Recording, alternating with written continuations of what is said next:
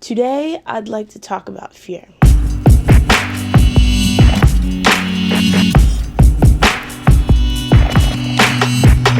I've been on YouTube for a while now. When I was 18 years old, I would download dancers' videos and create mashups of their videos with popular music.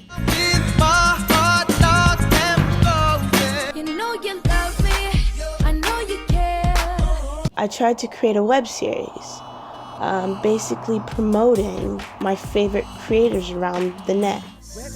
We were introduced to Raquel Rodriguez from Knocksteady, a collective group of musicians. And then I stopped doing that. I was going to try to make a web series about 24 things that I couldn't do.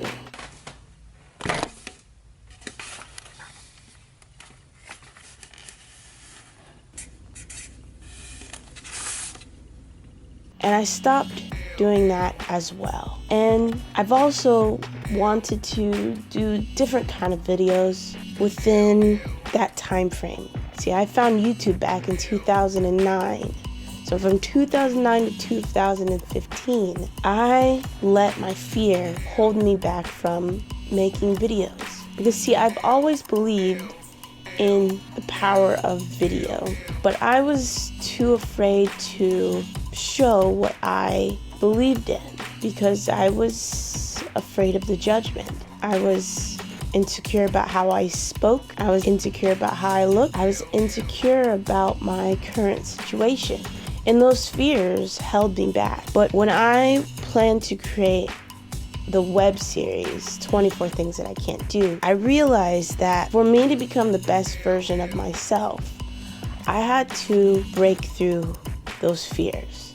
And when I was creating the web series, 24 Things I Can't Do, I wanted to talk about not restricting myself. Because I was overweight, I had tend to all my life restrict myself and tell myself that I could do stuff later after I lose the weight. I never tried to learn how to skateboard, or I never went on interesting adventures. When I was on a missions trip in Guatemala, I purposefully stayed back because I didn't think I'd be able to do the hiking. I never continued with a few of the sports teams that I really wanted to be on in high school. I always stopped myself because I didn't think I was capable of doing it. And at the end of the day, that's still a fear. And when I was crafting this web series, 24 Things That I Can't Do, I realized that the first thing that I had to learn how to do was be able to break down my walls of fear. Yesterday when I was recording the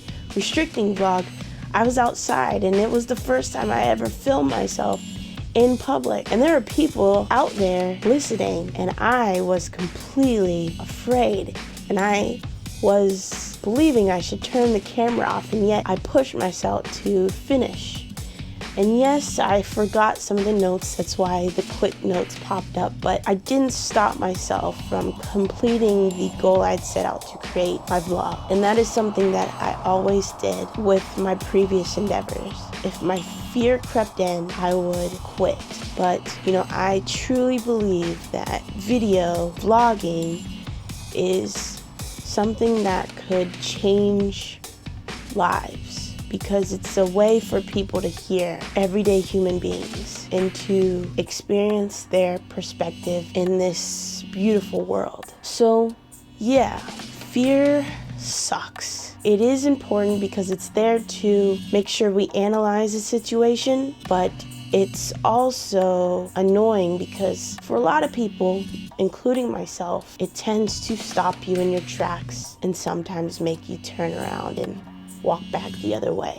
What about you? Are you a vlogger, or have you wanted to vlog and you're scared of being in front of that camera? What is it that you are afraid of? My name is Whitney Washington, and I will see you tomorrow.